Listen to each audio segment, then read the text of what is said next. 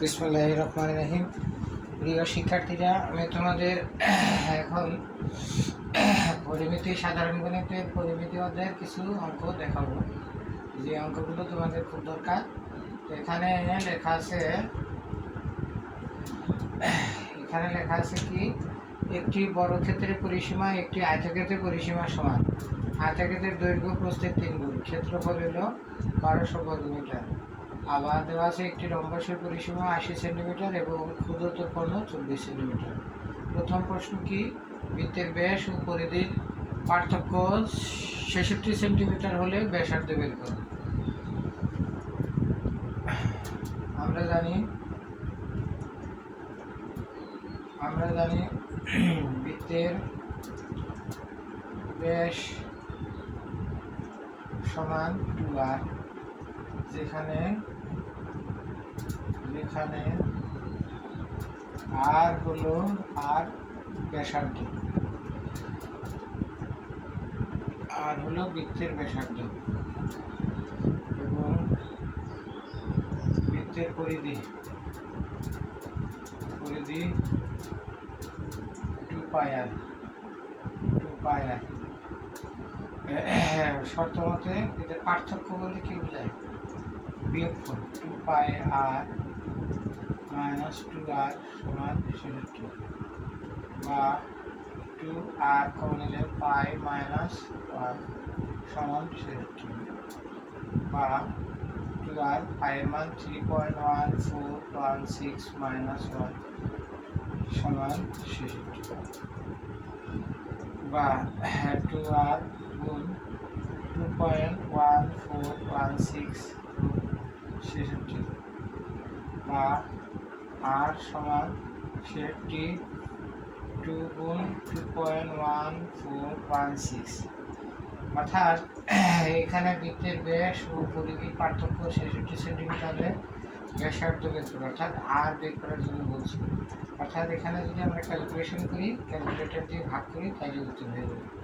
অর্থাৎ ব্যাসার্ধ নির্ণয়ে যদি বৃত্তের ব্যাস ও পরিধির পার্থক্য থেকে ব্যাসার্ধ বের করতে হয়, সবসময় এইভাবে বের করতে হবে। অর্থাৎ 1 নম্বর অঙ্ক এখানে শেষ। এখন আমাদের খ নম্বর অঙ্কটা খুব দরকার, এটা প্রায় আসে। তো এইরকম অঙ্ক থাকলে আগে দেখতে হবে আয়তক্ষেত্রের দৈর্ঘ্য প্রস্থের 3 গুণ, যেটা ছোট মনে করি প্রস্থ সমান ক মিটার, অতএব দৈর্ঘ্য সমান 3 ক মিটার। অর্থাৎ এখানে x ধরা যাবে, অন্য কিছু ধরা, অর্থাৎ ক্ষেত্রফল এখানে যেটা আছে সেটাই লিখতে হবে। ক্ষেত্রফল থাকলে ক্ষেত্রফল বের করতে হবে, পরিসীমা থাকলে পরিসীমা বের করতে হবে। এখানে ক্ষেত্রফল আছে লিখে বের করলাম 3 বর্গমিটার। শর্ত মতে 3 সমান হলো 1200 বর্গমিটার, 1200, বা সমান হলো 400, বা ক সমান হলো 20। অতএব প্রস্থ 20 মিটার, দৈর্ঘ্য 20 গুণ 3 মিটার, 60 মিটার। এখন যেহেতু উপরে লেখা আছে কি একটি বর্গক্ষেত্রের পরিসীমা একটি আয়তক্ষেত্রের পরিসীমা সমান, অর্থাৎ এই কথা থাকলে অতএব পরিসীমা বের করতে হবে। অতএব আয়তক্ষেত্রের পরিসীমা, আয়তক্ষেত্রের পরিসীমা বের করতে হবে। পরিসীমা কি হবে?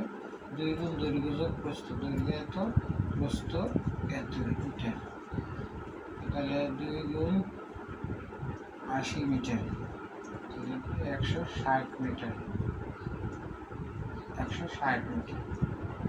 যেহেতু বর্গক্ষেত্রের পরিসীমা আর আয়তক্ষেত্রের পরিসীমা সমান, অর্থাৎ বর্গক্ষেত্রের পরিসীমাও একই হবে। বর্গক্ষেত্রের পরিসীমা 160 মিটার। এক বাহুর দৈর্ঘ্য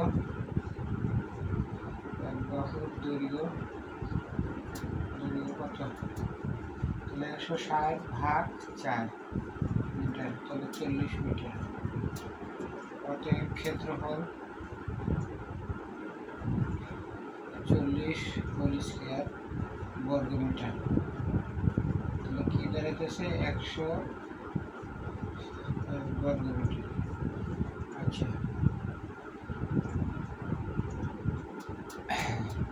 এখন অর্থাৎ বর্গক্ষেত্রের ক্ষেত্রফল এত হয়েছে। দেওয়া আছে বর্গাকার পাথরের দৈর্ঘ্য, বর্গাকার পাথরের দৈর্ঘ্য সমান বর্গাকার পাথরের দৈর্ঘ্য 25 সেন্টিমিটার। এটারে মিটার বানাইতে হবে 0.5 মিটার, 25 মিটার। অতএব ক্ষেত্রফল অতএব 0.25 বলেছিল বর্গমিটার।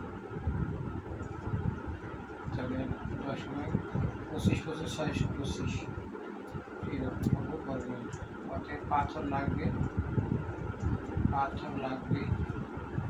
তাহলে বর্গক্ষেত্রের ক্ষেত্রফল যত আছে ওই 1600-কে ভাগ 0.0625 এটা দিয়ে ভাগ করতে হবে। এত টি লিখতে হবে, যত হয় আমরা ভাগ করে দেখি কত হয়। তাহলে 1600 ভাগ 0.0625 সমান কত দাঁড়ায়? তাহলে 2 5 6 2টা 0টি এতটি। অর্থাৎ খ নম্বর অঙ্ক এখানেই শেষ। এখন আমাদের রয়েছে কি গ নম্বর অঙ্ক। তাহলে বর্গাকার পাথরের দৈর্ঘ্য এত, দৈর্ঘ্য যেহেতু সেন্টিমিটারে দেওয়া আছে, কারণ আমাদের আগের তথ্যগুলো সব মিটারে দেওয়া, এই জন্য দৈর্ঘ্যে সেন্টিমিটার থাকলে 100 দিয়ে ভাগ করে মিটার বানাইতে হবে, ক্ষেত্রফল বার করতে হবে। আর বর্গক্ষেত্রের ক্ষেত্রফলের যদি বর্গাকার পাথরের ক্ষেত্রফল দিয়ে ভাগ করি তাহলে পাথর লাগবে কতটি, এটা বের করা যায়। এখন আমাদের খ নম্বর শেষ। গ নম্বর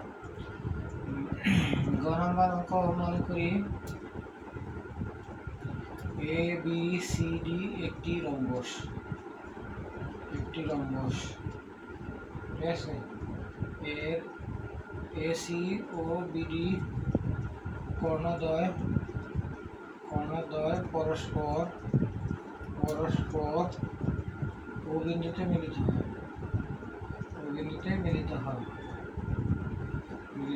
তাহলে রম্বস এটা, রম্বস লেগে এটা এ বি সি ডি একটি রম্বস পরস্পর ও বিন্দুতে মিলিত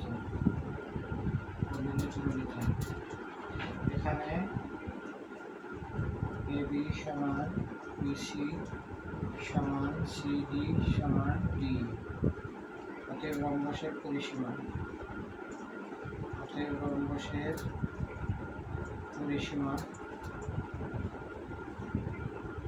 4AB,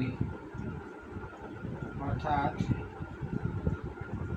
4AB সমান 100, যত দেয়া থাকবে পরিসীমা যত দেয়া থাকবে তত লিখতে হবে। AB সমান কত হবে?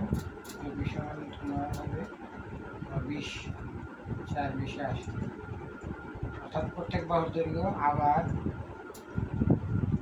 ক্ষুদ্রতর কর্ণ সমান 24 সেন্টিমিটার। ক্ষুদ্রতর কর্ণ সমান এখানে বিডি বোঝা যাইতেছে ক্ষুদ্রতর কর্ণ, বা ডিও সমান 24/2 সেন্টিমিটার, কত হয় 12 সেন্টিমিটার। এখন ত্রিভুজ A O B AB square সমান AO square plus BO square, plus BO square. বা এখন আমাদের আসলে যেহেতু আমাদের এসি কর্ণটা বের করা, বৃহত্তর কর্ণ বের করা বাকি রয়েছে, বৃহত্তর কর্ণের অর্ধেক হলো এও, তাহলে এও দেখুন এও স্কয়ার সমান AB square minus BO square, তাহলে বিও স্কয়ার। এবি সমান কত? এবি সমান 20, আর বিও সমান কত? 12। 20 স্কয়ার করলে কত? 400। আর 12 এসে করলে 144, বিয়োগ করলে হয় 256। অতএব এও সমান root over 256, root over 256, root over 256 16, অর্থাৎ 16। এখন আমাদের লিখতে হবে বাকি অংশটুকু এখানে লিখি। অতএব এসি সমান 16 গুণ 2 সমান 32। অতএব এবিসিডি রম্বসের ক্ষেত্রফল, এবিসিডি রম্বসের ক্ষেত্রফল সমান হাফ গুণ কর্ণদের গুণফল আমরা জানি, অর্থাৎ এখানে কর্ণ কোনটা এসি আর বিডি বর্গ একক। যখন মান বসাবো না তখন এখন বর্গ একক, যখন মান বসাবো তখন একক দিয়ে দেব। এসি সমান কত? এসি সমান 32 আর বিডি সমান 24। 2 দিয়ে 16 32 ভাগ করলে 16 আর 24 গুণ করলে কত হয়? 16 গুণ 24 সমান কত? তাহলে 384 বর্গ সেন্টিমিটার। এটাই সেই উত্তর। তাহলে রম্বসের পরিসীমা যদি দেওয়া থাকে আর ক্ষুদ্রতর কোণ দেওয়া থাকলে এইভাবে সবসময় করতে হবে। এখানে এইভাবে সেটিং দেওয়া সবসময় এইভাবে অঙ্কটা করতে হবে। এখানে ত্রিভুজ এও দিয়ে মানে আমরা জানি রম্বসের বৈশিষ্ট্য থেকে আমরা জানি কি রম্বসের কর্ণদ্বয় পরস্পরকে সমকোণে সমদ্বিখণ্ডিত করে, অর্থাৎ প্রত্যেকটা কোণ এই কোণটা সমকোণ, এই কোণটা সমকোণ, এই কোণটা সমকোণ, এই কোণটা, অর্থাৎ এটা যদি সমকোণ হয় এটার বিপরীত বাহুকে অতিভুজ বলে। অর্থাৎ এখানে আমরা পিথাগোরাস সূত্রটা ব্যবহার করছি, এটা আমি ব্যাখ্যা করে বুঝাইলাম। অর্থাৎ আমাকে দরকার এও বার করা, কারণ এসি দরকার, এসির অর্ধেক হলে এও, তাহলে এও বার করলেই এসি পাওয়া যাবে। এরপরে আমি অংশ লিখছি এখানে এসি সমান মানে 2 দিয়ে গুণ করলেই এসি বাহুটার মান পাওয়া যাবে। তাহলে এবিসিডি রম্বসের ক্ষেত্রেও দেখতে হবে এটাই।